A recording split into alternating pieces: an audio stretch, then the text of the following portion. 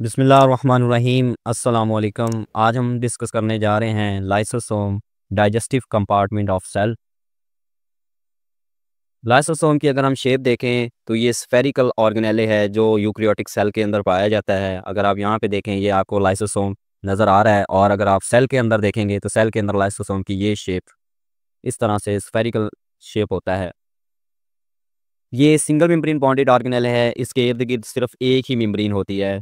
और य- और ये दूसरे ऑर्गेनेले से इसलिए डिफरेंट है क्योंकि इसके पास सिर्फ एक मेम्ब्रेन होती है, और ये यूकेरियोटिक सेल के अंदर पाया जाता है, प्रोकैरियोटिक सेल में ये नहीं होता। इसके अंदर क्या चीज़ें होती हैं, इसके अंदर होता है डाइजेस्टिव इंजाइम, यानी कि वो इंजाइम जो हर चीज़ को डाइजेस्ट कर देते हैं। सेल के अंदर कोई भी फॉरेन पार्टिकल आएगा तो उसको ये अपने अंदर इनगल्फ करता है और उसको डिस्ट्रॉय कर देता है। और इसी तरह सेल के अंदर कोई ऐसी चीज़, सेल का कोई भी पार्ट डैमेज हो जाता है, कोई भी ऑर्गेनेले डैमेज हो जाता है, या कोई भी ऑर्गेनेले ओल्ड हो जाता है, यानी कि एक्सपायर हो जाता है, तो उसको ये इनगल्फ करता है और अपने एंजाइम की मदद से उसको डाइजेस्ट कर देता है और अपने बॉडी का पार्ट बना लेता है। और फिर उसका जो रेजिड्यू होता है, जो भी ऑर्गेनेले डैमेज्ड ऑर्गेनेले, उसको ये इनगल्फ करता है, तो उसका जो रेजिड्यू होता है, जो बचा कुचा हिस्सा होता है, स्क्रैप पार्ट होता है, वो फिर दोबारा उसी ऑर्गेनेले को बनाने में इस्तेमाल हो जाता है सेल के अंदर ही। अब हम इसकी फंक्शन की बात करें तो इसके पास ये डाइजेस्टिव कंपार्टमेंट है सेल का, यानी कि सेल जो भी चीज़ खाएगा और उसको जो डाइजेस्ट करेगा वो लाइसोसोम ही करेगा। ब्रेकडाउन ऑफ माइक्रो मालिक्यूल, तो ऐसे मालिक्यूल जो सेल के अंदर जिनका मालिकुलर वेट ज़्यादा होता है और वो सेल के अंदर डाइजेस्ट नहीं हो पाते, तो उसको ये ब्रेक करता है। Most numerous in white blood cell, तो ये उन सेल के अंदर ज़्यादा होता है जो वाइट ब्लड सेल होते हैं, जो हमारा डिफेंस सिस्टम होता है, जो हमारे डिफेंस सेल होते हैं, उनमें ये लाइसोसोम की तादाद ज़्यादा होती है। डिफेंस अगेंस्ट बैक्टीरिया, तो ये बैक्टीरिया से हमें बचाता है, वायरसेस से बचाता है, और कोई भी फॉरेन इंट्रूडर, यानी कि कोई भी फॉरेन पार्टिकल जो सेल के अंदर आएगा, उसको सेल से बचाने के लिए उसको अपनी बॉडी के अंदर इनगल्फ कर लेता है। रिसाइकलिंग ऑफ सेल मटेरियल, और ये सेल मटेरियल को रिसाइकल करता है, यानी कि कोई भी सेल का बॉडी पार्ट, यानी कि फॉर एग्जांपल कोई भी ऑर्गेनेल है, माइटोकॉन्ड्रिया है, वो अगर एक्सपायर हो चुका है तो उसको, फॉर एग्जांपल आप यहाँ पे देखें ये एक फूड पार्टिकल है, फॉर एग्जांपल, या फूड पार्टिकल लगा लें, या कोई भी ऐसा फॉरेन पार्टिकल है जो सेल के करीब आया और सेल के अंदर इस तरह से इंटर हो रहा है। अब जैसे ही ये सेल के अंदर ऐसे इंटर होगा तो ये एक वेजिकल की फॉर्म में इंटर होगा। अब वेजिकल बन जाएगी सेल के अंदर, तो ये रहा है लाइसोसोम। ये लाइसोसोम क्या करेगा, ये फौरन इस पार्टिकल के पास आएगा और इसके साथ ये ऐसे फ्यूज कर जाएगा। जैसे ही ये फॉरेन पार्टिकल के साथ फ्यूज कर जाएगा तो इससे एक नया लाइसोसोम बनता है, उसको कहते हैं सेकेंडरी लाइसोसोम। और जो पहले ऑलरेडी प्रिपेयर्ड लाइसोसोम होता है उसको कहते हैं प्राइमरी लाइसोसोम। तो सेकेंडरी लाइसोसोम कब बनेगा, जब प्राइमरी लाइसोसोम किसी भी फॉरेन पार्टिकल या फूड पार्टिकल के साथ फ्यूज हो जाएगा, और फ्यूज होने के बाद उस लाइसोसोम को हम कहते हैं सेकेंडरी लाइसोसोम। अब यहाँ पे जब ये इस फूड पार्टिकल के साथ फ्यूज होगा तो इस फूड पार्टिकल को छोटे छोटे टुकड़ों में डिवाइड कर देगा, तो इसको हम कह देते हैं डाइजेस्टिव वैक्यूल। ये बन जाएगा क्योंकि इसके अंदर वो फूड पार्टिकल अब डाइजेस्ट होने लग जाएगा। जैसे ये फूड पार्टिकल डाइजेस्ट होगा तो ये एक्सोसाइटोसिस के ज़रिए जो वेस्ट मटेरियल होगा वो सेल से बाहर निकाल दिया जाएगा, और जो यूज़फुल मटेरियल होगा उसको दोबारा सेल यूज़ करेगा, रिसाइकल करेगा। लाइसोसोम की डिस्कवरी देखें तो ये क्रिश्चियन रैनी डेडिव डिडेव ने, जो कि एक बेल्जियन साइंटिस्ट था, उसने इसको डिस्कवर किया, और इसके पास स्ट्रॉन्ग डाइजेस्टिव एंजाइम्स होते हैं। अब इसकी स्ट्रक्चर की अगर हम बात करें तो पहले हमने डिस्कस किया कि इसके पास सिर्फ एक सिंगल मेम्ब्रेन होती है। अगर आप यहाँ पे देखें तो ये आपको सिंगल मेम्ब्रेन ऑर्गेनेल है। इसमें आप ये देखें, ये सारे जो लाइसोसोम है ये आपको सिंगल मेम्ब्रेन नजर आएंगे, इसमें कोई भी डबल मेम्ब्रेन नहीं है। इसके पास 40 प्लस अप्रॉक्सीमेटली हाइड्रोलाइटिक इंजाइम होते हैं। हाइड्रोलाइटिक इंजाइम वो इंजाइम होते हैं जो वाटर की मौजूदगी में किसी भी चीज़ को ब्रेक कर दें, उसको हाइड्रोलाइटिक कहते हैं। किसी भी चीज़ को डाइजेस्ट कर दे उसको हाइड्रोलाइटिक एंजाइम कहेंगे। अच्छा, अब ये जो एंजाइम लाइसोसोम के पास होते हैं ये कहाँ से आते हैं, ये आज सबसे पहले जो प्रिपेयर होते हैं वो एंडोप्लाज्मिक रेटिकुलम में होते हैं। प्रिपेयर होने के बाद ये एंडोप्लाज्मिक रेटिकुलम उस एंजाइम को गोल्गी अपरेटस के पास भेज देता है। गोल्गी अपरेटस उसको मॉडिफाई करता है। मॉडिफाई करने के बाद उसको एक सैक के अंदर, ये आपको यहाँ पे सैक नज़र आ रही है, इस सैक के अंदर पैक कर देता है।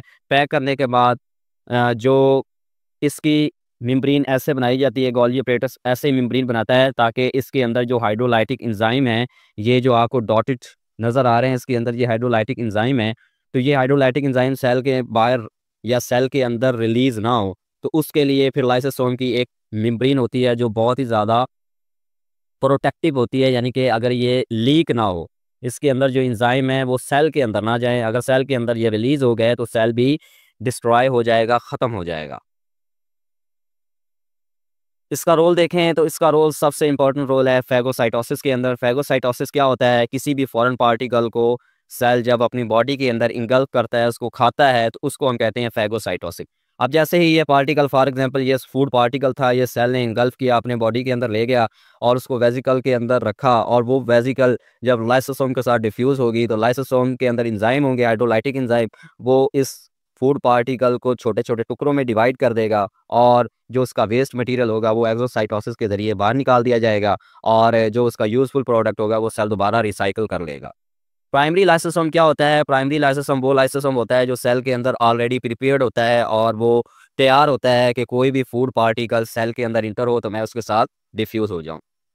जैसे ही प्राइमरी लाइसोसोम्स वेसिकल के साथ डिफ्यूज़ होता है, यानी किसी फूड पार्टिकल के साथ डिफ्यूज़ होता है, तो फिर हम उस लाइसोसोम को कह देते हैं सेकेंडरी लाइसोसोम, ठीक है?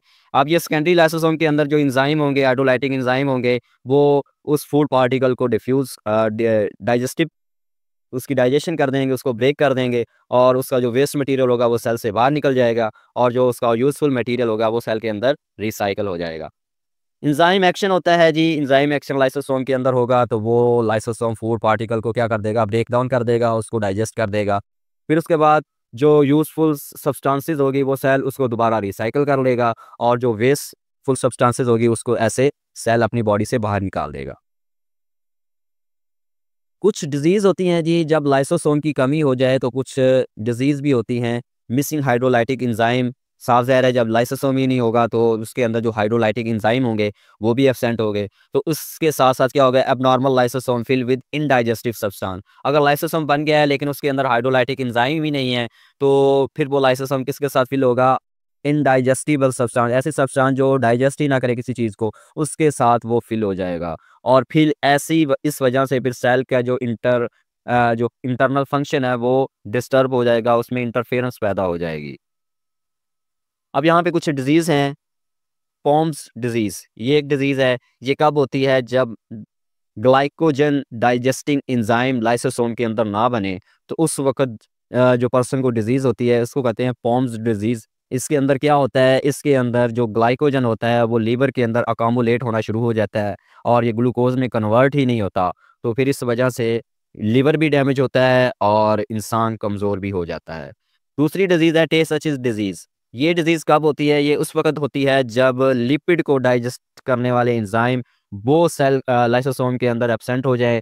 तो जब लिपिड डाइजेस्ट नहीं होगा तो लिपिड ब्रेन के अंदर अकामुलेट हो जाएगा, और ब्रेन के नर्व सेल्स के अंदर अकामुलेट हो जाएगा। उसकी वजह से फिर क्या होगा?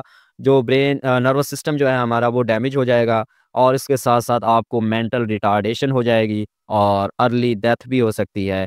जो छोटे बच्चे हैं उनमें जल्दी डेथ हो जाएगी।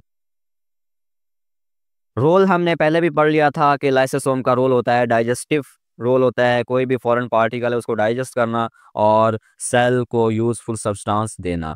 लाइसोसोम प्रोग्राम सेल डेथ भी करवाता है जी, जिसको अपोप्टोसिस कहते हैं। प्रोग्राम सेल डेथ क्या है?